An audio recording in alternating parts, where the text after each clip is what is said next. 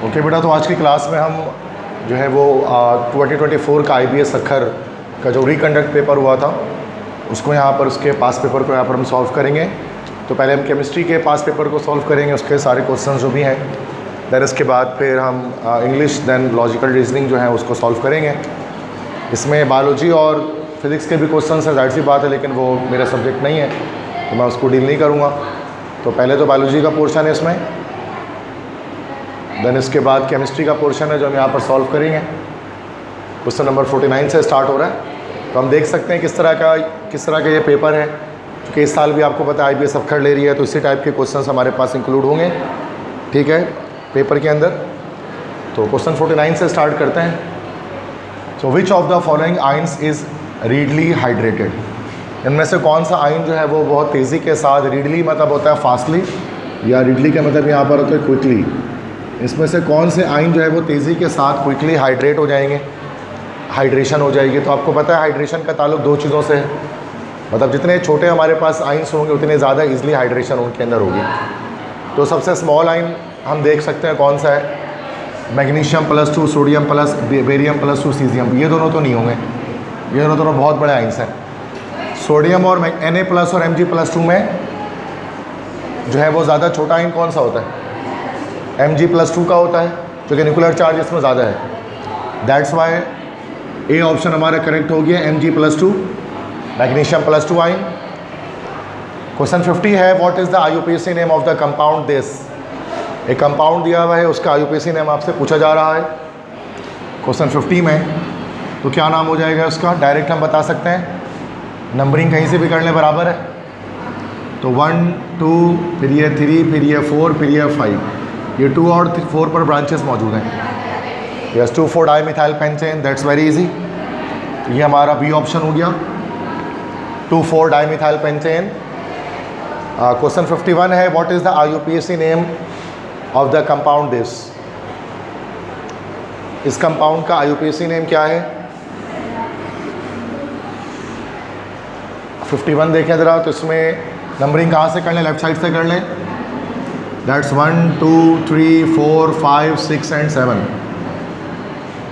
तो triple bond कहाँ पर है? फर्स्ट पर है, थर्ड पर है एंड 5 पर है। 1, 3, 5, दैट इज़ हेप्टाट्राईन। ओके, अब यहाँ पर ए और सी ऑप्शंस हमारे पास है ना, 1, 3, 5 हेप्टाट्राईन और हेप्टा 1, 3, 5 ट्राईन। ये तो दोनों सही हैं, बिकॉज ए और सी दोनों ही करेक्ट ऑप्शंस हो गए। बिकॉज इस तरह से भी लिखा जा सकता है और इस तरह से भी लिखा जा सकता है। अब आई डोंट नो कि यही एग्जैक्ट सवाल अगर था तो ये तो बड़ा मसला है, ये तो रॉन्ग क्वेश्चन हो गया। क्योंकि इन दोनों तरीके से हम लोग लिख सकते हैं, अल्कीन्स की नेमिंग जो है वो दोनों तरह से की जा सकती है। तो यहाँ पर ये दोनों ऑप्शंस करेक्ट हैं, ए और सी। तो अब जाहिर सी बात है आंसर की में कोई एक ही करेक्ट होता है। अब वो कौन सा ए और सी में से करेक्ट होगा ये तो नहीं पता, बट लॉजिकली देखा जाए, कॉन्सेप्चुअली ये दोनों करेक्ट है। ये तो आप भी जानते हैं, बहुत आसान क्वेश्चन है, ठीक है। तो या तो थोड़ी सी चेंजिंग होगी, ऑप्शन बनाते हुए चेंजिंग की गई है, टाइपिंग मिस्टेक हो गई कुछ इस तरह से। क्वेश्चन 52 है, how many active sets of electron are in water? Water में कितने एक्टिव सेट्स ऑफ इलेक्ट्रॉन होते हैं, या कितने इलेक्ट्रॉन? एक्टिव सेट से मुराद क्या होता है बेटा? Electron pair. कितने इलेक्ट्रॉन पेयर्स वाटर के अंदर मौजूद होते हैं? तो वाटर जब हम बनाते हैं, वाटर का स्ट्रक्चर, तो हेयर वी कैन सी कि यहाँ पर हमारे पास 2 बॉन्ड पेयर आता है और 2 लोन पेयर आता है। एक्टिव सेट में हमारे पास बॉन्ड पेयर्स भी पाए जाते हैं और लोन पेयर्स भी पाए जाते हैं, दोनों ही हमारे पास होते हैं। सो दैट्स वाई हमारे पास कितना एक्टिव सेट हमारे पास आ गया? 4 एक्टिव सेट आ गया ना भाई। तो 2 बॉन्ड पेयर है और 2 लोन पेयर है, दोनों को ही हम एक्टिव सेट्स कहते हैं, बॉन्ड पेयर को भी और लोन पेयर को भी, ठीक है। चाहे बॉन्डिंग पेयर हो चाहे नॉन बॉन्डिंग पेयर हो, बोथ आर एक्टिव सेट्स। 53 है, when alkaline earth metals react with nitrogen the compound formed is dash. Yes what? Alkaline earth metal आप जानते हैं, it is actually 2A group elements को हम कहते हैं अल्कलीन अर्थ मेटल्स।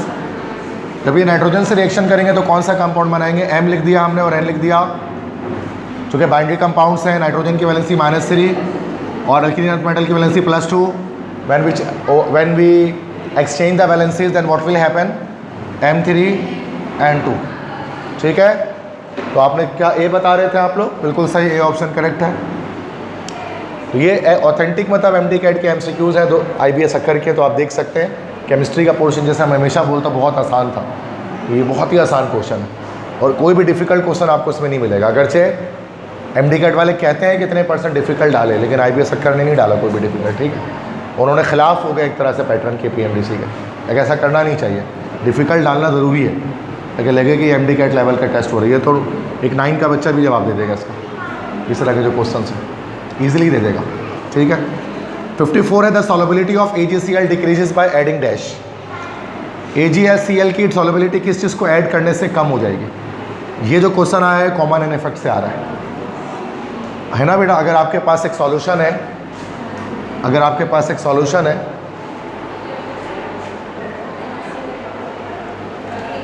ठीक है, AgCl का अगर आपके पास एक सॉल्यूशन बना हुआ है तो AgCl आपको पता है स्लाइटली सॉलेबल सॉल्ट है, it has already less solubility.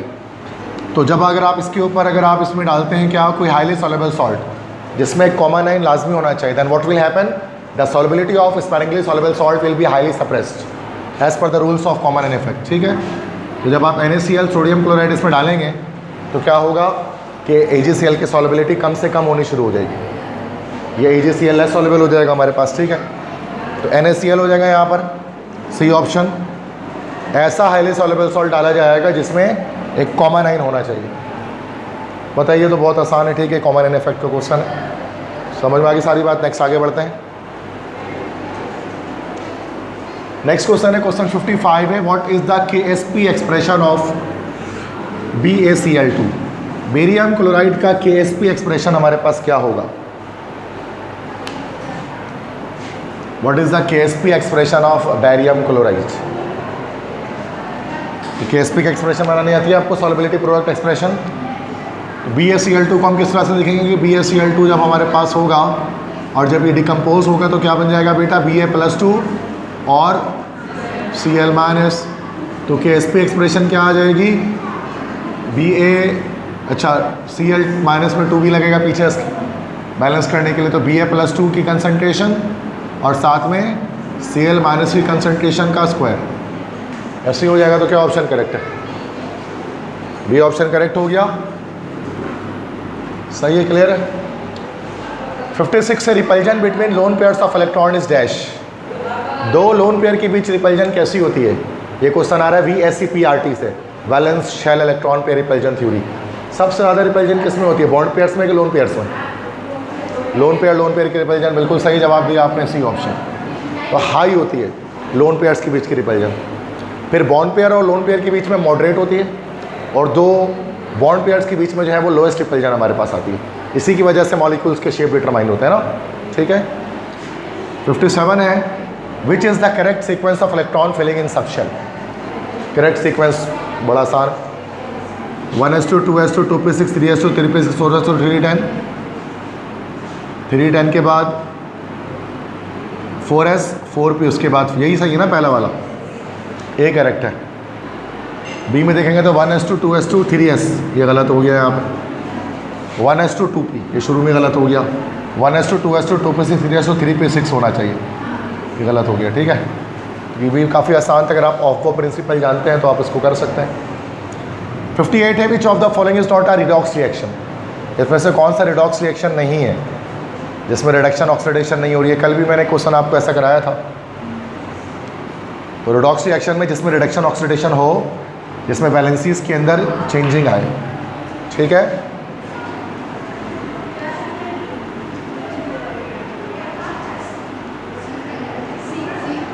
C option, ये कह रहे हैं आप, नॉट एट ऑल, 0 0 है, ये +2 हो गया, ये -2 हो गया, ये तो रिडॉक्स हो रहा है इसके अंदर।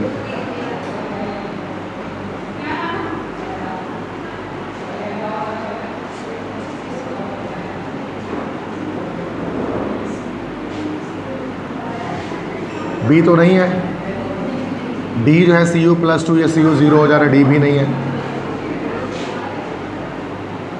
H2+ और 2 ये 2H2O बना, यहाँ तो ये 0 से चार्ज चेंज हुआ -2 में, CaCO3 Ca + CO3 -2, ठीक है, बिल्कुल सही।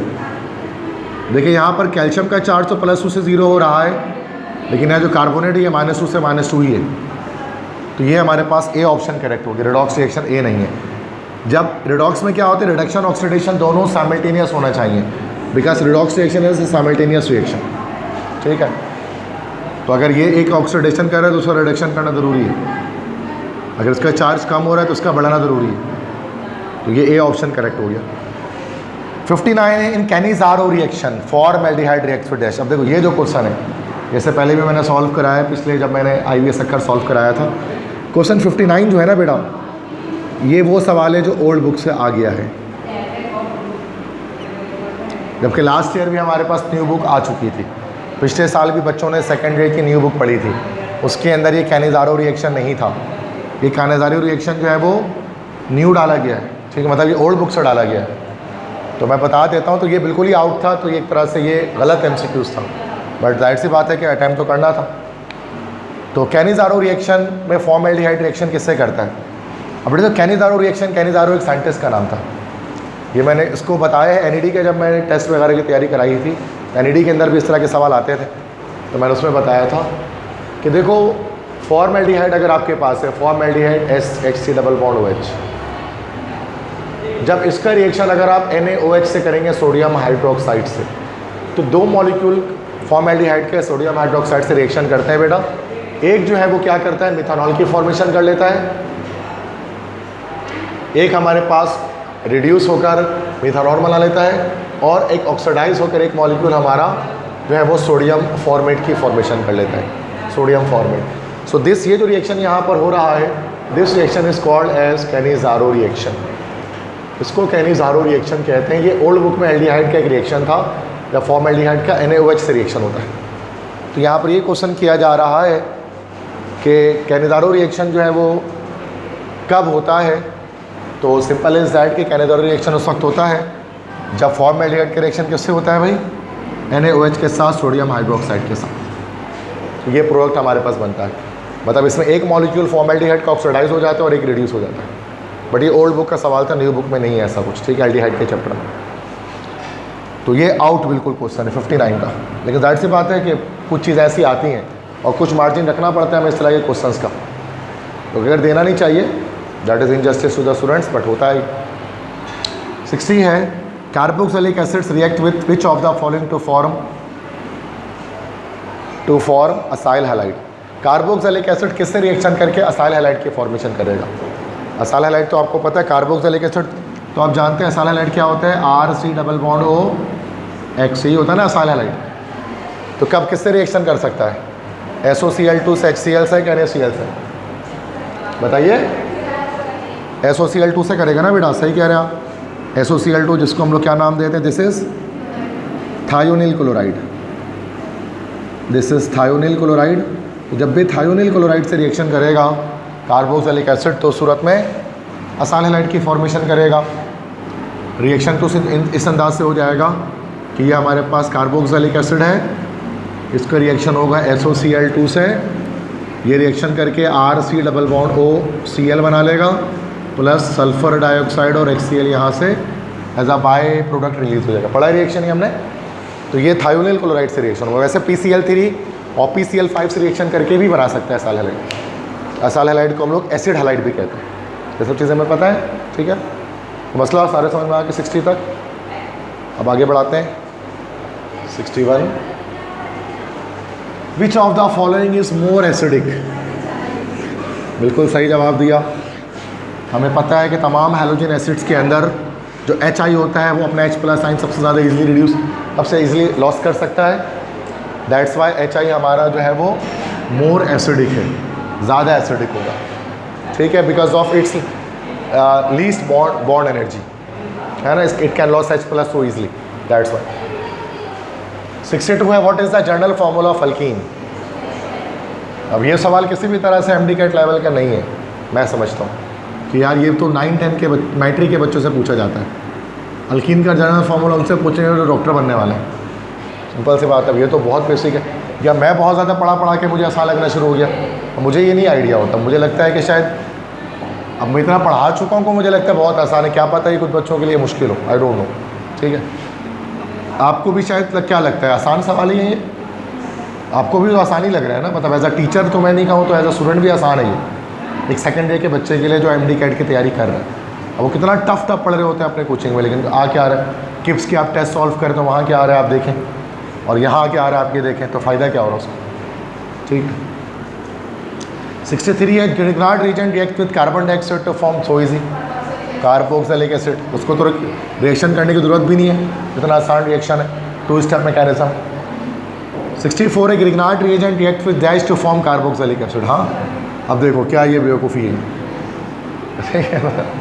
तो ऊपर वाला सवाल नीचे कॉपी हो गया, ये तो अजीब सी बात है ना, और क्या उसको बोले। इसमें भी बच्चे नंबर नहीं लाते, इसमें ये बच्चे फेल होते हैं, बोलते हैं MD कैट मुश्किल है, और ये तो ये पेपर लीक करके फ़ायदा क्या है उसको, इसको लीक भी कर देंगे तो क्या फ़ायदा, तो ऐसे ही कर लोगे आप। ठीक है, 65 है in ethane how many unhybridized p orbitals overlap to form pi bond. Ethene में कितने अनहाइब्रिड ऑर्बिटल p ऑर्बिटल के ओवरलैप करके पाई बॉन्ड बनाते हैं?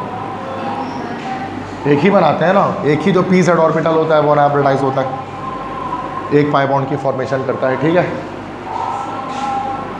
66 है which of the following does not belong to S block, जो कितना आसान है, ये ट्रांजिशन एलिमेंट है आयन, बाकी सब S ब्लॉक है। सही को 60 समझ में आ गया, तो ये तो आप 15 मिनट में सॉल्व कर लेंगे भाई, ऐसा सवाल है।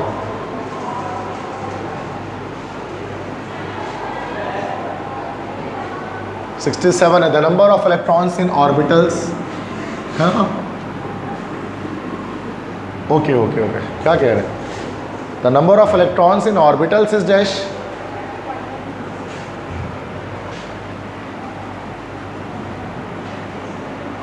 ऑर्बिटल में तो देखो बेटा, ऑर्बिटल में हमेशा 2 ही इलेक्ट्रॉन आते हैं, 2 से ज़्यादा नहीं आता।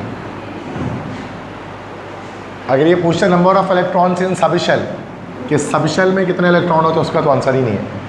अच्छा, अगर number of electrons in orbit पूछते हैं तो ये 2n² हो जाता, number of electrons in an orbit, ऐसे ही ना बेटा, ऑर्बिट में क्या होता है 2n²। और अगर ये पूछते number of orbitals in orbit तो n² हो जाता। ये कोई फार्मूला नहीं है 2l+2। अच्छा हाँ, एक फार्मूला होता है 2 × 2l+1, तो ये फार्मूला भी नहीं निकला कुछ भी ऐसा, तो ये तो 4l+2 हो गया। तो ये सवाल ही क्वेश्चन ही रॉन्ग है। यहाँ पूछा जा रहा है एक ऑर्बिटल में कितने इलेक्ट्रॉन होते हैं, एक ऑर्बिटल में 2 ही इलेक्ट्रॉन होते हैं। हाँ, लेकिन ये अगर ये पूछा जाता है कि एक शेल में कितने ऑर्बिटल्स होते हैं, तो हम बता सकते थे कि भाई n² होते हैं। कि ये पूछा जाता है कि एक ऑर्बिट में कितने इलेक्ट्रॉन्स होते हैं, यहाँ ऑर्बिटल में अगर T या A अलर्ट जा रहा है तो फिर ये, अदरवाइज ये क्वेश्चन रॉन्ग है। अगर इसी तरह से आया तो रॉन्ग क्वेश्चन है। तो क्या पता टाइपिंग मिस्टेक हुई है, क्योंकि कंपाइल मैंने तो नहीं किया, SCAN की कंपाइलिंग है, पीछे वाटरमार्क आपको दिख रहा है। 68 है the number of electrons in M shell is dash. M shell में कितने इलेक्ट्रॉन्स आते हैं? 18 आते हैं, क्योंकि M शेल के लिए n की वैल्यू क्या हो जाती है हमारी, 3 हो जाती है। तो और नंबर ऑफ इलेक्ट्रॉन 2n² से निकलता है, दिस इज 2 × 3 का स्क्वायर, तो ये हमारे पास आ गया 18 electrons. So this is how it is done. Now 69 है which of the following shows maximum ideal behaviour. सबसे ज़्यादा आइडियल बिहेवियर कौन सा गैस हमारा शो करेगा? हीलियम गैस, बिल्कुल सही, most ideal in nature. Least ideal gas CO2 है, बल्कि SO2 है यहाँ पर, तो सबसे CO2 से ज़्यादा हमारा SO2 जो है उसका मॉलिक्यूलर वेट है। तो कल मैंने इसके बारे में बताया था आपको। 70 है which law defines that if a chemical reaction can occur through multiple pathways the net enthalpy change remains the same provided the initial and final states are the same. क्या है ऐसा लॉ है? बिल्कुल सही, बी ऑप्शन। 71 है which element is reduce in the equation. इस equation में कौन सा एलिमेंट रिड्यूस हो रहा है, किसका चार्ज कम हो रहा है? रिड्यूस का मतलब होता है ना डिक्रीज इन चार्ज, किसका चार्ज कम हो रहा है इसमें? Cl2, sulphur, hydrogen, H2S। अब देखो Cl2 या H2S में से कोई एक रिड्यूस हो रहा होगा। Cl हमारे पास 0 है, 0 से ये -1 हो जा रहा है, तो असल में यहाँ पर Cl2 की ही हमारे पास क्या हो रही है भाई, रिडक्शन हो रही है। अगर हम यहाँ बात करें H2S की, तो सल्फर यहाँ -2 है, -2 से 0 हो रहा है, तो यहाँ इसका चार्ज बढ़ रहा है, तो सल्फर H2S की यहाँ पर हमारे पास ऑक्सीडेशन हो जा रही है। समझ गए? तो मसला 71 तक ईजी है। मैं इसलिए करा रहा हूँ कि जो कल मैं क्वेश्चंस कुछ करा रहा था आपको, तो मैं इसलिए मैंने बोला दिखा दूँ आपको कि IBS अक्खर किस तरह के क्वेश्चंस आपको देता है, ताकि हम प्रॉपर उसी PDF को आप कंटिन्यू करें और उसी को आप प्रैक्टिस करें। बिला वजह बहुत टफ करने की नीड है नहीं।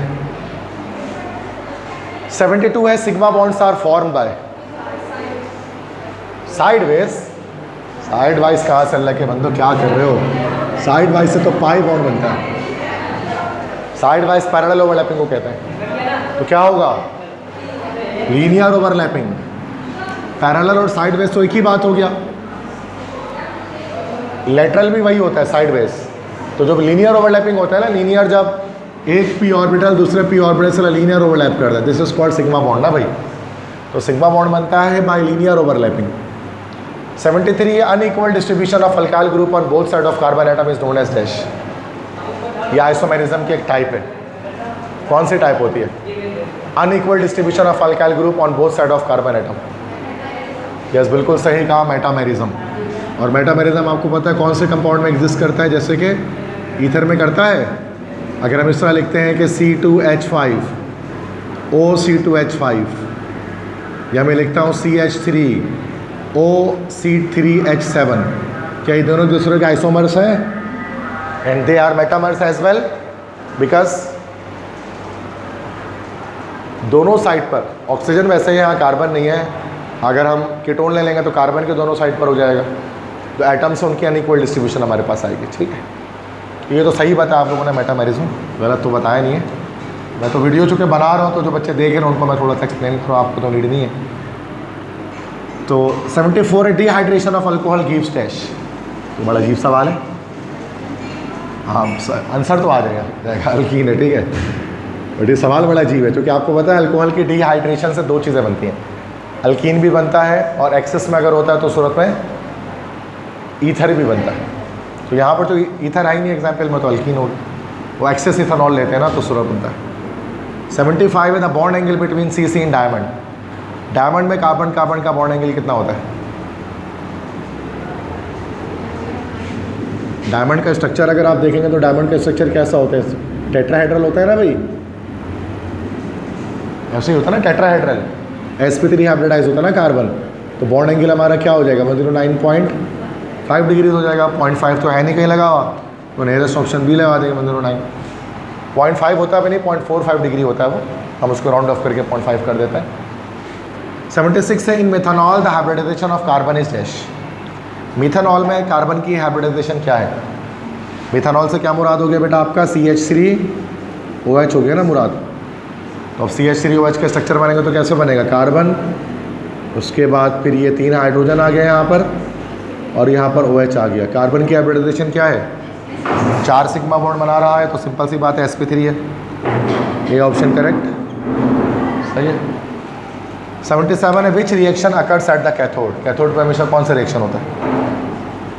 हमने पढ़ा है OARC, ऐसे याद रखते हैं OARC oxidation at anode, reduction at cathode. तो कैथोड पे क्या होता है? हमेशा रिडक्शन होती है। क्लियर? यहाँ 77 तक मसला। अभी तक कोई भी ऐसा सवाल कह नहीं, ज़ारों को हटा दें अगर, वो इसलिए मुश्किल था कि वो आउट ऑफ द कोर्स था, वरना अदरवाइज को मुश्किल नहीं था। वो जानबूझ के डाला उन्होंने शायद कि एक सवाल तो हो जो बच्चा गलत करे। ठीक है, बल्कि जितने सवाल हैं उसमें भी मुश्किल किया जा सकता है, ऐसी बात नहीं उसमें नहीं कर सकते। लेकिन अगर आप आउट ऑफ द कोर्स डाल दे रहे हैं तो ये तो नाइंसाफ़ी है। फिर तो आसान भी सवाल होगा, out of the course student जवाब नहीं दे सकता, वो कुछ भी होगा। तो आप भले मुश्किल डालें लेकिन सिलेबस के अकॉर्डिंग डालें, लेकिन सिलेबस आउट कर देंगे तो आसान क्या मुश्किल क्या आंसर तो आएगा ही। 78 है which catalyst is used in the halogenation of benzene.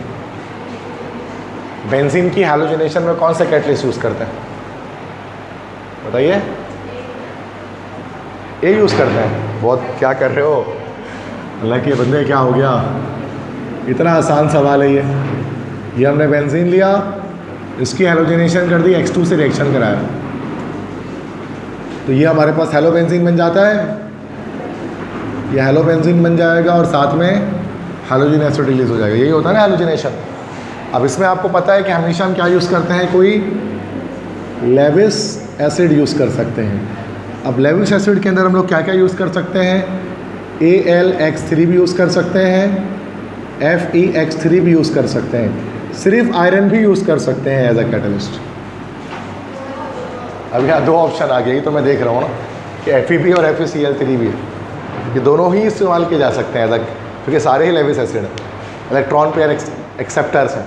Iron के पास भी जो है ना, हमारे पास जाहिर सी बात आयरन भी एक ट्रांजिशन एलिमेंट है, तो ये ले सकते हैं लोन पेयर लिगेंड से, ठीक है। तो ये भी हो सकता है, तो सी भी सही है और यहाँ बी भी सही है।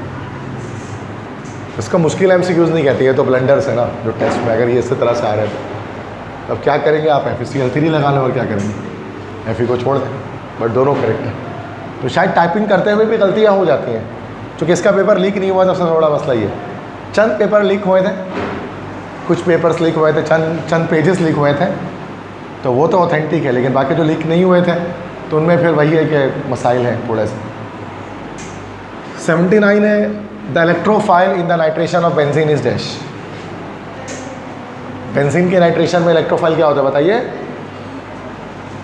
बी होता है NO2+। क्या नाम होता है साइन का बताइए, यस दिस इज नाइट्रोनियम आइन, बिल्कुल सही, नाइट्रोनियम आइन इसको हम कहते हैं। 80 है, another name of London dispersion forces is dash. LDF का दूसरा नाम क्या होता है, लंदन डिस्पर्जन फोर्स, क्योंकि डायपोल फोर्स तो नहीं है।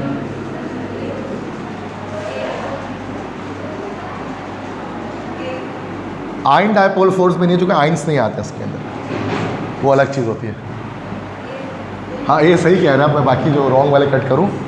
इलेक्ट्रोस्टैटिक फोर्स, अगरचे इलेक्ट्रोस्टैटिक अट्रैक्शन होती है इसमें, लेकिन इलेक्ट्रोस्टैटिक बॉन्ड हम लोग आयनिक बॉन्ड को कह रहे होते हैं, है ना, वो इलेक्ट्रोवैलेंट बॉन्ड, इलेक्ट्रोस्टैटिक बॉन्ड, तो वो होता है। तो ये इसका ए ऑप्शन हो गया, डायपोल इंड्यूस्ड डायपोल फोर्स।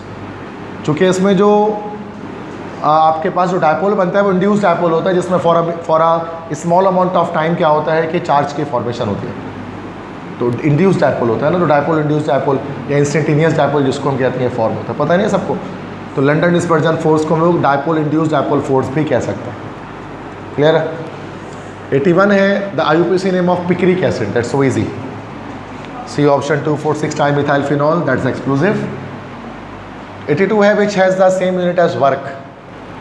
किसकी यूनिट वर्क की तरह हो सकती है, बिल्कुल हीट की यूनिट, सही कहा आपने, क्योंकि दोनों की यूनिट हमारी जूल हो सकती है या दोनों की यूनिट हमारी कैलोरी हो सकती है, फॉर्मूला भी सेम हो सकता है, ठीक है। 83 है, in what ratio are nitrogen and hydrogen present in the formation of ammonia. Ammonia में NH3 में नाइट्रोजन हाइड्रोजन का रेशियो क्या है, किस रेशियो में, एटॉमिक रेशियो क्या है इनका जिसमें कंबाइन हो रहा है। ऐसे दिख रहा है अल्लाह के बंदे 1:3 का रेशियो है, और क्या रेशियो है, इसमें इतना सोचना थोड़ी ना, बी ऑप्शन, ठीक है, क्लियर है मसला। तो ये हो गए 83 MCQs हो गए IBS अक्खर के। अब आते हैं 84, reduction of benzene gives dash. बिल्कुल सही जवाब, साइक्लोहेक्सेन, क्योंकि रिडक्शन का मतलब आपको पता है यहाँ पर क्या है, हाइड्रोजनेशन है ना। तो रिडक्शन का मतलब होता है एडिशन ऑफ हाइड्रोजन, और आप जानते हैं कि जब भी आप बेंजीन में हाइड्रोजन को ऐड करेंगे तो वो आपको साइक्लोहेक्सेन देगा, लाइक दिस स्ट्रक्चर, है ना। 85 which is trihydric alcohol. Trihydric alcohol कौन सा है, हाँ ये तो बड़ा मसला हो गया, फिर ये सवाल गलत है। सवाल में होना चाहिए था विच इज ट्राईहाइड्रिक फिनॉल, वो होता है पैरागोलॉल। पैरागोलॉल हमारे पास ट्राईहाइड्रिक फिनॉल है, दिस इज पैरागोलॉल ना भाई,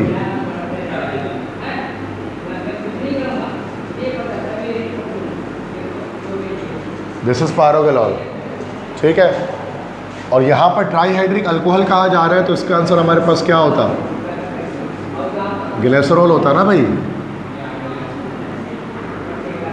जो इस तरह का स्ट्रक्चर होता है। तो इसमें आंसर में ऑप्शंस में ग्लिसरॉल होना चाहिए था, तो या तो आंसर में ग्लिसरॉल होता या यहाँ पर अल्कोहल की जगह फिनॉल होता, तो ये क्वेश्चन सही हो जाता, ठीक है। तो मसला क्लियर है, आगे बढ़ते हैं। क्वेश्चन 86 है, which protein transport oxygen from the lungs to every tissue of the body? That's so easy, haemoglobin. Haemoglobin हमें पता है ट्रांसपोर्ट प्रोटीन होता है, वैसे भी तो ट्रांसपोर्ट करता है, ये आरबीसीज के अंदर होता है ना, तो ये ट्रांसपोर्ट करता है लाइक ऑक्सीजन को लंग्स से हर टिश्यू पे बॉडी के, ठीक है। तो ये प्रोटीन है, पीएमडीसी सिलेबस में मैक्रोमोलिक्यूल में वहाँ से आया। 87 है, alcohols react with PCl3 to form dash, alkyl halide बनेगा, बिल्कुल सही रिएक्शन हो गया। तो अल्कोहल का अल्कोहल जब होता है हमारे पास ROH, इसका रिएक्शन PCl3 से करेंगे तो ये RCl बनाएगा प्लस H3PO3, फॉस्फोरस एसिड बनाता है ना as a by product. Clear है? इसके बाद क्वेश्चन 88 है, which test differentiates alcohol and phenol? कौन सा टेस्ट अल्कोहल और फिनॉल के बीच में डिस्टिंग्विश टेस्ट दे सकता है? अच्छा, ये हमारे न्यू बुक का ही क्वेश्चन है, एक टॉपिक है उसके अंदर, distinguish test between alcohol and phenol. देखो, सोडियम मेटल के साथ दोनों रिएक्शन करेगा, अल्कोहल भी करेगा और फिनॉल भी करेगा। अल्कोहल हमारा जैसे इथेनॉल कर रहा है तो सोडियम इथॉक्साइड बना लेगा, और फिनॉल कर रहा है तो सोडियम फिनॉक्साइड बना लेगा, जो एरोमेटिक सॉल्ट होगा। एस्टर के साथ दोनों रिएक्शन करेगा, अल्कोहल भी एस्टर की फॉर्मेशन कर सकता है, बल्कि एस्टर टेस्ट में एस्टर बनता है, कार्बोक्सिलिक एसिड से दोनों रिएक्शन कर सकते हैं। अल्कोहल भी कार्बोक्सिलिक एसिड से रिएक्शन करके एस्टर बनाता है, और फिनॉल भी कार्बोक्सिलिक एसिड से रिएक्शन करके एस्टर की फॉर्मेशन करता है। तो ये हमारे पास सी ऑप्शन है, FeCl3 test. FeCl3 test, phenol ferric chloride से रिएक्शन करता है लेकिन अल्कोहल नहीं करता, अल्कोहल इसका नेगेटिव टेस्ट देगा। तो ये आपके बुक से ही है, सेकेंड ईयर में जो बुक है आपकी, उसमें एक पूरा एंड में चैप्टर जो कि टॉपिक अल्कोहल फिनॉल ईथर में कि distinguish test between alcohol and phenol, तो उसमें एक ये वाला टेस्ट आपको मिलेगा FeCl3 का। ये कॉम्प्लेक्स साइन फॉर्म करता है फिनॉल से रिएक्शन करके। देखा आप लोगों ने रिएक्शन ऐसा कुछ नहीं देखा होगा? तो ये रिएक्शन है FeCl3। तो ये थोड़ा टफ MCQ से आया है, पहला देखा, इतना तो पूछ सकते हैं भाई। 89 है, which is a Meta directing group? कौन सा मेटा डायरेक्टिंग ग्रुप है? मेटा डायरेक्टर कौन है बताइए भाई? सिंपल लोन पेयर की कहानी है ना भाई, लोन पेयर होगा तो ऑर्थो पैरा डायरेक्टर है, ऑर्थो पैरा डायरेक्टर हो गया ये भी ऑर्थो पैरा हो गया, ये भी ऑर्थो पैरा हो गया, बी ऑप्शन करेक्ट हो गया, क्योंकि नाइट्रोजन पे लोन पेयर नहीं है, दैट्स वाई ये मेटा डायरेक्टिंग ग्रुप है, मेटा डायरेक्टर है, पता है ना सबको। 90 है, the shape of iodo trichloride is dash. Iodo trichloride का शेप कैसा होगा? ओके, ये क्या हो गया? आयोडो ट्राइक्लोराइड ICl3, ओके, आई हो गया, एक Cl यहाँ लगा दिया, एक चलो इधर बनाते हैं, ये कैसा सवाल है? ICl3, एक ये रहा आयोडीन, ये रहा एक 1 2 3 4 5 6 7 1 2 3 4 5 6 7 1 2 3 4 5 6 7, ओके, 1 2 3, ओके, 1 इधर 1 इधर और 1 इधर, 1 2 3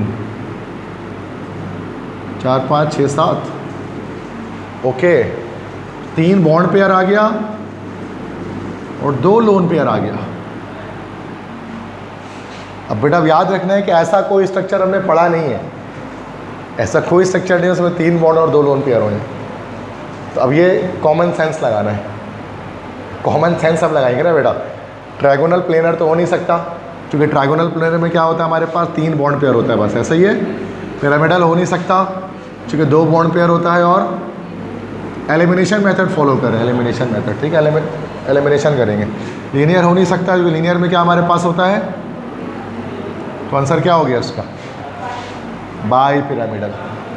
ये ग्रेजुएशन में पढ़ते हैं हम लोग, ये हमारे इसमें नहीं है इंटर में, ये भी आउट ऑफ द सिलेबस दिया गया। Bi pyramidal, trigonal bi pyramidal structure होता है, ये बड़ी क्लास में आप लोग पढ़ेंगे, ठीक है। तो ये आंसर तक पहुंच सकते हैं, लेकिन हमें पता है वो सब तो है नहीं, तो यही है अगर हम स्ट्रक्चर बनाते हैं तो पसंद आई सबको। तो ये एलिमिनेशन मेथड कहलाता है जो मैंने भी किया है इसके अंदर, इससे भी आंसर आ जाता है ऑटोमेटिकली। गलत को काट दो जो बच गया वही सही। 91 है, volume is a dash property. Volume क्या प्रॉपर्टी है? तो कल ही तो किया था, बताइए, 1 मिनट। हाँ सही है, इंटेंसिव तो है नहीं, पाथ फंक्शन भी नहीं, स्टेट फंक्शन है। बी ऑप्शन, चूँकि इसका इनिशियल फाइनल हो सकता है, वरना एक्सटेंसिव भी है ये।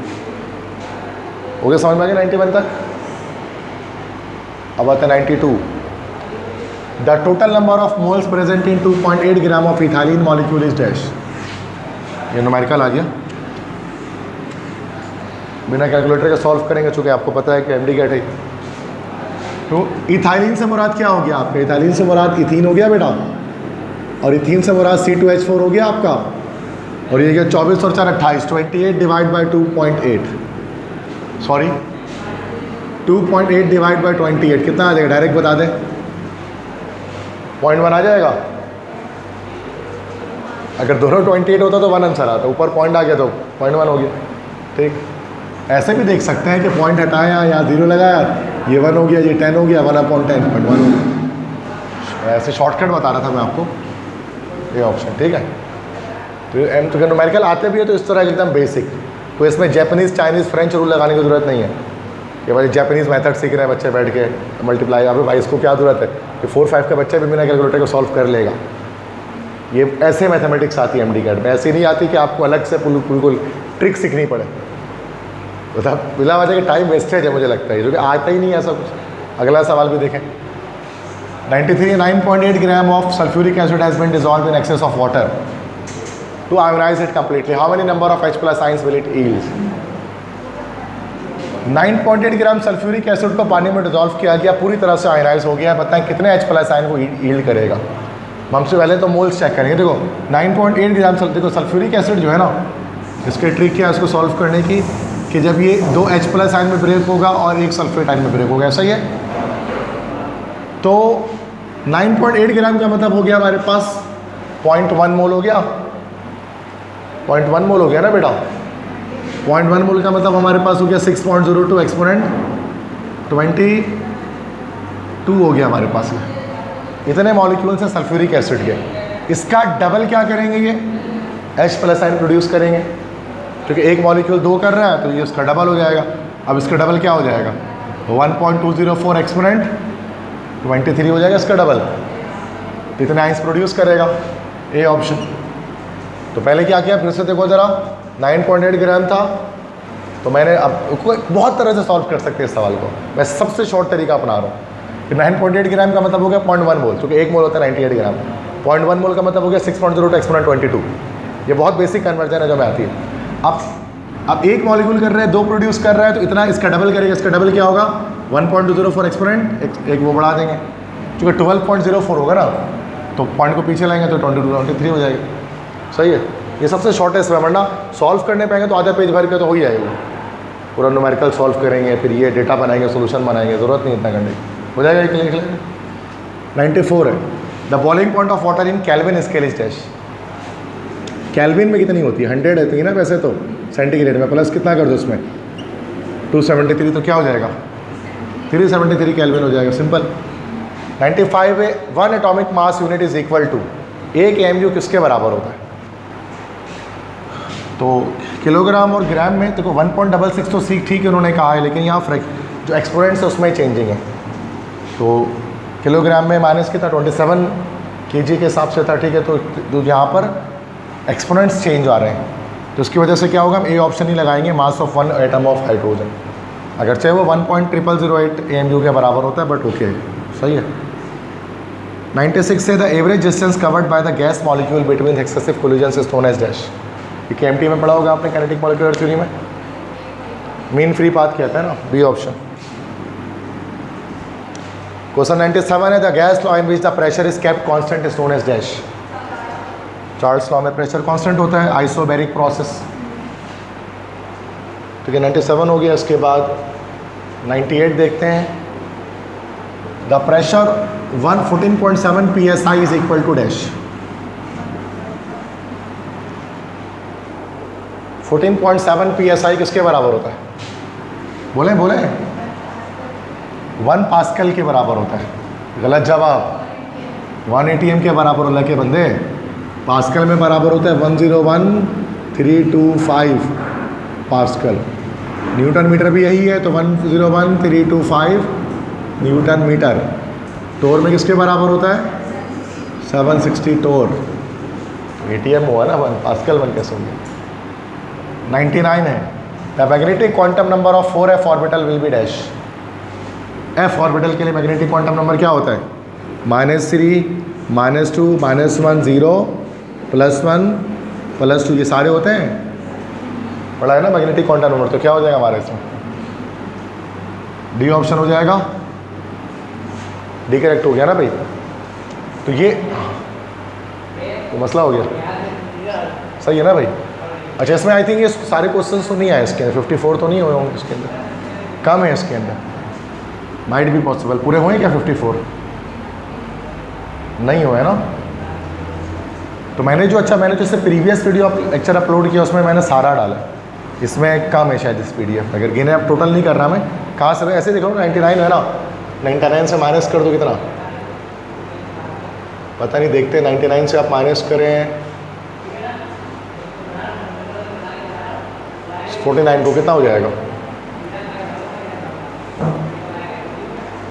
99 माइनस 49 50। अच्छा, 4 MCQs कम है ना, ठीक है। अच्छा, मैंने पूरे 54 जो है वो डाले हैं पिछले, जब मैंने खुद अपलोड किया ना उसमें, तो ये 50 भी बहुत है, अच्छे खासे हो गए। अभी फिजिक्स का है, लेकिन वो जाहिर सी बात है मैं तो कराऊंगा नहीं। ये क्या डायग्राम भी आ रहा है इसका, पता नहीं। अच्छा, ये खुद सॉल्व कर लेना आप लोग उसको,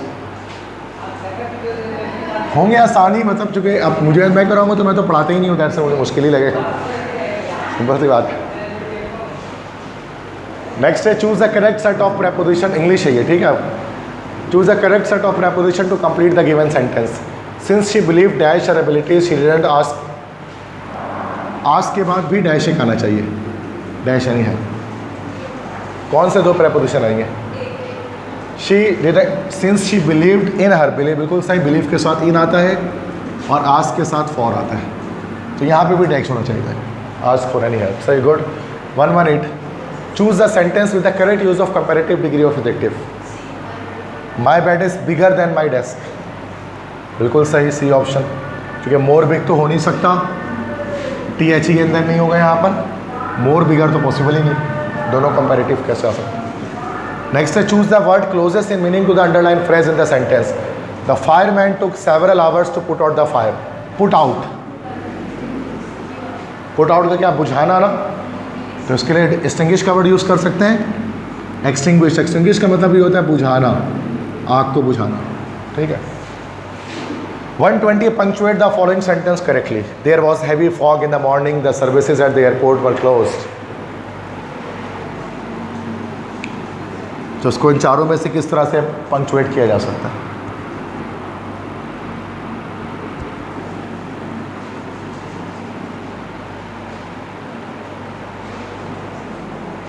सारी कहानी यहाँ बीच में आ रही है ना, इधर पे।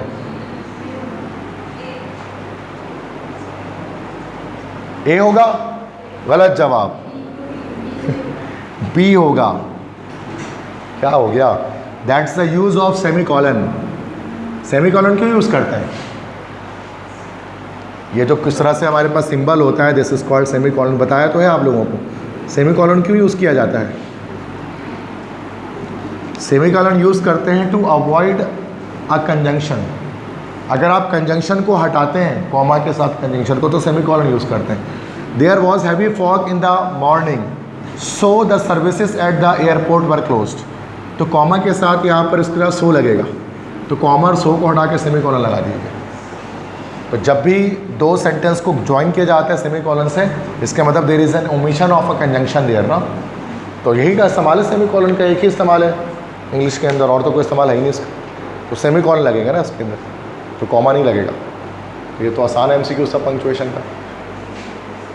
नेक्स्ट है 121 है identify the correct spelling of given word from the following. Grievous की करेक्ट स्पेलिंग क्या होती है? देखिए इसमें 121 में क्या है कि देखो ये तो हो नहीं सकता, आप देखो A और D में मसला होता है। अब इसमें क्या होता है, जैसे आप दो स्पेलिंग देख लें, जैसे रिसीव देखते हैं, रिसीव देख लें और अचीव देख लें, ये दो स्पेलिंग अगर आप देख लें, तो जो कन्फ्यूजन होती है वो यहाँ होती है कि EI होना चाहिए कि IE होना चाहिए। तो याद रखिए कि अगर EI और I में कन्फ्यूजन होता है, पिछला वर्ड अगर C है तो हमेशा EI से आएगा वर्ड, जैसे रिसीव हो गया या फिर डिसीव हो गया या परसीव हो गया। तो जब ये सी होता है, सी के साथ हमेशा ई आई आता है, वरना आई ई आएगा। अब देखो यहाँ पर ई आई और आई ई में कन्फ्यूजन है। पिछला वर्ड जहाँ सी जो है, सी नहीं है पिछला वर्ड, तो उसे ई आई नहीं हो सकता, आई ई हो जाएगा। ये रूल है स्पेलिंग का इंग्लिश लैंग्वेज के अंदर। तो डी ऑप्शन करेक्ट है हमारा, प्रीवियस। 122 है, complete the given sentence with the most appropriate pronoun. Scientist dash are turning away from the cruder mechanical ideas.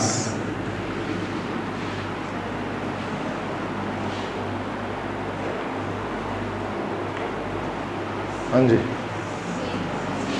Scientist themselves ना, बिल्कुल सही, चूँकि प्लूरल आ जाएगा, बहुत सारे scientist. 123 identify the tense of the given sentence. The sick child has been sleeping for 3 hours। Present perfect continuous, A option. 124 है, spot the error in the given sentence. Our university has organised a conference to discuss the economical conditions of the country.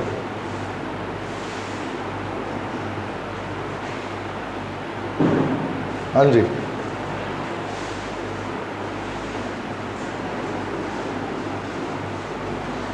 बहुत मुश्किल है, that's so difficult.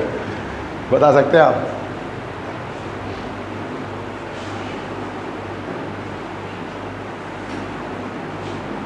मैं बताऊं? आपको क्या लगता है? बाय। हाँ, सही कहा आपने, now she is right, D option. चलो बेटा देखो, एक हमारा इकोनॉमिक भी एक एडजेक्टिव है और इकोनॉमिकल भी एक एडजेक्टिव है। इकोनॉमिक का मतलब होता है मुआशी और इकोनॉमिकल का मतलब होता है किफ़ायत शुमार। जैसे किसी इंसान को हम बोल सकते हैं कि दिस पर्सन इज़ इकोनॉमिकल, किफ़ायत शुमारी से कोई जाम ले रहे हैं। और जो मैशियत मुआशी कोई चीज़ होती है तो that is economic condition, not economical condition. Economical एक अलग वर्ड है, देखने में ज़ाहिर ही कैसा लगता है दोनों, बट दोनों डिफरेंट वर्ड्स हैं, दोनों ही एडजेक्टिव्स हैं। ठीक है, ये इंग्लिश के क्वेश्चंस हमारे पास आए थे। अब इसके बाद हम लॉजिकल रीजनिंग देखते हैं ज़रा। लॉजिकल रीजनिंग के क्वेश्चन में तो टाइम लगता है, आपको पता है, इसमें लॉजिक्स यूज़ करनी होती है। तो फर्स्ट क्वेश्चन 125 है,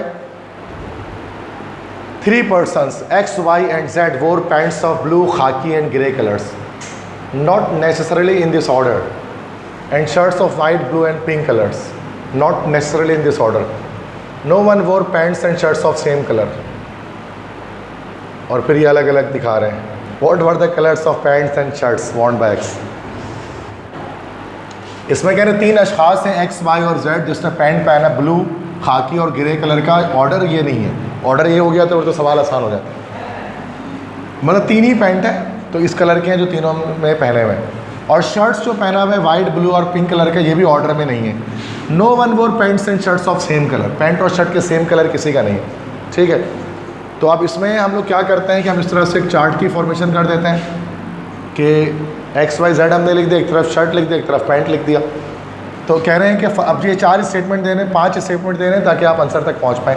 कह रहे हैं X did not wear shirt of white colour, X ने वाइट कलर का शर्ट नहीं पहना है। अब वाइट कलर का शर्ट नहीं पहना है तो शर्ट तो ये रहा, वाइट कलर का नहीं पहना तो या तो उसने ब्लू पहना है या तो उसने जो है वो पिंक पहना है। दूसरा है कि Y did not wear shirt of blue colour, Y ने ब्लू कलर का शर्ट नहीं पहना, तो ब्लू शर्ट अगर नहीं पहना तो फिर उसने या तो वाइट पहना है या तो पिंक पहना है। थर्ड में कह रहे हैं Z did not wear shirt of pink colour, Z ने पिंक नहीं पहना, या तो वाइट पहना है या तो ब्लू पहना है। फिर फोर्थ में कह रहे हैं Y did not wear pants of blue colour, Y ने ब्लू कलर का पैंट नहीं पहना, और वाई ने ब्लू नहीं पहना तो सॉरी ये ना पहना, ब्लू नहीं पहना तो खाकी या गिरे में से एक पहना है, खाकी या गिरे में से एक पहना है। लास्ट कह रहे हैं जेड वेयर्स पैंट ऑफ खाकी कलर, जेड ने खाकी कलर का पैंट पहना है। सवाल क्या पूछ रहे हैं, what were the colours of pants and shirts respectively worn by X, X ने कौन सा पैंट और शर्ट का कलर पहना है। ठीक है, अब सबसे पहले तो हम देखते हैं कि अब खाकी कलर का पैंट तो जेड ने पहन लिया, तो वाई ने खाकी कलर का पैंट नहीं पहना होगा, तो उसने ग्रे कलर का पैंट पहना है। अब उसने खाकी उसने ग्रे पहना है, तो खाकी ग्रे के बाद पैंट का कलर क्या ब्लू रह गया ना, तो एक्स ने जो है वो ब्लू कलर का पैंट पहना है असल में, ये ब्लू पैंट इसकी हमारे पास है। अब पैंट और शर्ट सेम कलर के नहीं हो सकते, जैसे बता रहे no one wore pants and shirts of same colour, तो जाहिर सी बात एक्स ने ब्लू और पिंक में से एक कलर का शर्ट पहना है, तो ब्लू कलर का पैंट पहन लिया तो ब्लू कलर का शर्ट नहीं पहन सकता, तो उसने पिंक कलर का शर्ट पहना, तो पिंक एंड ब्लू हमारे पास आंसर हो गया। समझ गए? तो इस तरह से हम इसको टेबल बनाकर चार्ट बनाकर हम इसको कर सकते हैं। अगर माइंड में करेंगे तो आगे पीछे हो जाएगा सारा सब कुछ। सही क्लियर है? नेक्स्ट देखते हैं 126, ये सिंबल सीरीज आ रही है।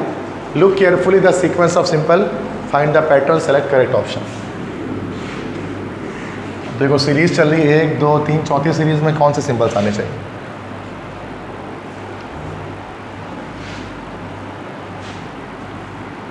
स्क्वायर है, सर्किल है, रोम्बस है, स्क्वायर है, सर्किल है, रोम्बस है, ट्रायंगल है, फिर सर्किल है, रोम्बस है, ट्रायंगल है, स्क्वायर है, फिर रोम्बस है, ट्रायंगल है, स्क्वायर है, सर्किल। ओके,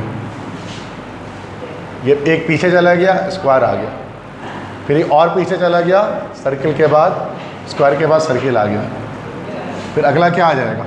अभी एक और पीछे जाएगा, पहले ट्रायंगल आएगा, फिर स्क्वायर आएगा, फिर सर्किल आएगा, फिर रोम्बस आएगा। ऐसे ही हो रहा है, एक एक लेफ्ट पे जा रहा है, ठीक है, और पिछला वाला उठ के यहाँ आगे आते जा रहा है, ये यहाँ आ जा रहा है, फिर इस तरह से, फिर ये यहाँ आ जा रहा है, तो यहाँ एंड में आ जाएगा ये। ऐसे ही हो रहा है ना भाई? तो क्या आंसर हो गया? बी ऑप्शन हो गया करेक्ट। समझ में आया कैसे हुआ? ये सिंबल सीरीज कहलाती है, non verbal reasoning. 127 logical deduction है। All man are hard working, some man are kings. Conclusion, ये हमने बहुत सारे किया था ऐसा सवाल कि all man are hard working, सारे आदमी लोग हार्ड वर्किंग हैं, जितने भी मैन हैं वो सारे के सारे हार्ड वर्किंग है भाई, ठीक है। सम मैन आर किंग्स, कुछ मैन जो है वो किंग्स भी हैं। Okay, some man are kings, कुछ मैन किंग्स हैं, तो हार्ड वर्किंग भी हो सकते हैं कुछ मैन, जाहिर सी बात है, तो किंग्स हो गए हैं इस तरह से। सम मैन आर किंग्स, ठीक है। तो सारे आदमी लोग हार्ड वर्किंग हैं और कुछ आदमी लोग किंग्स हैं, और तो किंग हार्ड वर्किंग भी हो गए, ये सारे आदमी हार्ड वर्किंग। तो conclusion, all man are kings, सारे आदमी किंग्स हैं, तो ये तो गलत हो गया, ऑल मैन आर किंग्स हो नहीं सकते, सम मैन आर किंग्स यहाँ बता रहे, तो वन कंक्लूजन तो फॉलो नहीं हो रहा है। All kings are hard working, सारे किंग्स हार्ड वर्किंग हैं, कैसा हो सकता है? All man are hard working and some man are kings, तो कुछ मैन जो है वो किंग्स हैं, कुछ मैन किंग्स नहीं है, तो बहुत कुछ किंग्स हार्ड वर्किंग नहीं होंगे, तो ये दोनों ही फॉलो नहीं हो रहे, नाइदर वन नॉर टू। और मैं सबको तो दोनों ही स्टेटमेंट फॉलो नहीं हो रही इसके अकॉर्डिंग, कि ऑल मैन आर किंग्स नहीं है, सम मैन आर किंग्स, और all kings are hard working हो नहीं सकते, क्योंकि सम मैन आर किंग्स, तो कुछ मैन किंग है, तो कुछ किंग ऐसे हैं जो मैन नहीं है, तो हार्ड वर्किंग कैसे हो सकता है? बात समझ में आ गई? तो ये लॉजिक्स लगाने इसमें, तो नाइदर वन नॉर टू, मतलब दोनों में से कोई भी कंक्लूजन फॉलो नहीं हो रहा इस स्टेटमेंट के अकॉर्डिंग। 128 है, 3 students X, Y and Z are participating in 100 metre race. If X is faster than Y and Z runs faster than X, then who will win? 3 student X, Y, Z participate कर रहे हैं 100 metre की race में, X Y से तेज है, X जीतेगा उसका मतलब है, and Z is faster, Z runs faster than X, और Z X से भी फास्ट है, तो कौन जीतेगा? Z ही जीतेगा, और कौन जीतेगा? C option.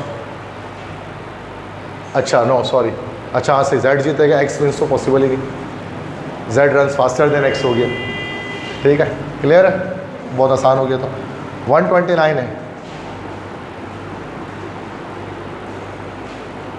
ओके, ये हमारे पास कॉज एंड इफेक्ट है, या सॉरी कोर्स ऑफ एक्शन है, सॉरी। स्टेटमेंट है, a large number of people die every year drinking polluted water, बड़ी तादाद में लोग गंदा पानी पीने से मर जाते हैं। क्या करना चाहिए? कोर्स ऑफ एक्शन क्या होना चाहिए? पहला, the government should make adequate arrangement in providing safe drinking water, government को माकूल इंतजाम करना चाहिए सेफ ड्रिंकिंग वाटर प्रोवाइड करने के लिए। दूसरा, the people should be educated about the dangers of drinking polluted water, और लोगों को आगे ही देनी चाहिए कि क्या ख़तरात हैं पॉल्यूटेड वाटर को ड्रिंक करने के। अब बताइए दोनों में से क्या काम करना चाहिए? सिर्फ कोई एक काम करना चाहिए, दूसरा काम करना चाहिए, एक 1 या 2 में से कोई एक काम कर लेना चाहिए, दोनों काम करना चाहिए?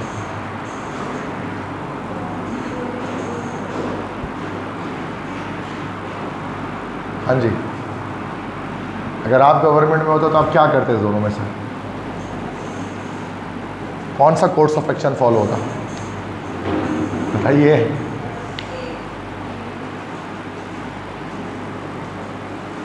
ए ऑप्शन ना सही जवाब, कि गवर्नमेंट को इंतज़ाम करना चाहिए साफ। देखो अगर आप उनको अवेयरनेस दे देंगे तो पानी तो अगर साफ मुहैया है ही नहीं तो पिएंगे तो ना कुछ हो, तो वो कुछ टीचर्स बता के फ़ायदा क्या है? पानी नल में आई गंदा है तो उनको पीना ही वही है, साफ़ पानी नहीं है तो ऐसा तो नहीं कि पानी नहीं पिएंगे, वो तो वैसे भी मर जाएंगे। तो ये कहना कि भाई पानी साफ़ के गंदे पानी के नुकसान बताए जाएँ, एजुकेट बताए, जिससे फ़ायदा कुछ नहीं होने वाला। तो बेहतर है कि गवर्नमेंट को चाहिए साफ़ पानी प्रोवाइड करे नल में लाइन में लोगों को, भाई यही हो सकता है और कुछ नहीं इसका हाल है। तो ये सही कहा आपने, ठीक है। नेक्स्ट देखते हैं, कॉज इफेक्ट है, लास्ट क्वेश्चन है ये।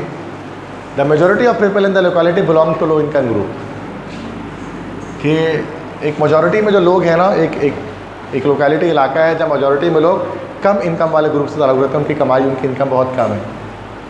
सेकंड कह रहे थे quality of the products in the local super market is considerably lower than those of the in the other localities, कि लोकल सुपर मार्केट में जो क्वालिटीज़ हैं प्रोडक्ट्स की वो बाकी तमाम लोकेलिटीज़ से काफ़ी कम है। तो बताइए कॉज इफेक्ट का रिलेशनशिप बताइए। पहला कॉज है, दूसरा इफेक्ट है, बी ऑप्शन। दूसरा कॉज है, पहला इफेक्ट है, सी। दोनों स्टेटमेंट 1 और 2 को अलग अलग कॉजेज़ हैं, डी है कि दोनों स्टेटमेंट 1 और 2 जो है इफेक्ट्स हैं किसी एक सेम कॉज के। ये कॉज एंड इफेक्ट का सवाल इस तरह से आता है। क्या कह रहे हैं? पहले कह रहे हैं कि भाई एक इलाका है जहाँ ज़्यादातर लोग लो इनकम ग्रुप से ताल्लुक़ रखते हैं। दूसरा कह रहे हैं कि जो वहाँ जो लोकल सुपरमार्केट में जो प्रोडक्ट्स की क्वालिटी है वो बाकी इलाकों से कम है। पहला कॉज दूसरा इफेक्ट, ये तो नहीं हो सकता। पहला को मतलब अगर लो इनकम ग्रुप से ताल्लुक़ रखते हैं मेजॉरिटी के, तो लोकल प्रोडक्ट्स को क्वालिटी का कम होने से कोई वो बात नहीं होती है। ए तो नहीं है, ये तो हमें पता है। बी है स्टेटमेंट 2 कॉज है और 1 इफेक्ट है, नहीं बिल्कुल हो पॉसिबल ही नहीं है, नामुमकिन वाली बात है ये बी। सी है कि दोनों स्टेटमेंट अलग अलग कॉजेज़ हैं, अलग अलग असबाब हैं। डी है both statements 1 and 2 are effects of same cause, दोनों किसी सेम कॉज के इफेक्ट्स हैं।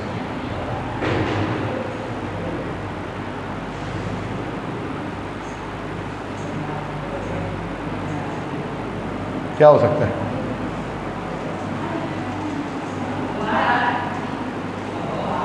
हाँ जी, the effects of common cause. तो वो कॉमन कॉज क्या हो सकता है? चलिए डी है, क्या कॉमन कॉज हो सकता है जिसके दोनों इफेक्ट्स आ रहे हैं? आपको क्या लगता है क्या सबब है जिसकी वजह से ये असरात आ रहे हैं ये दोनों किस्म के?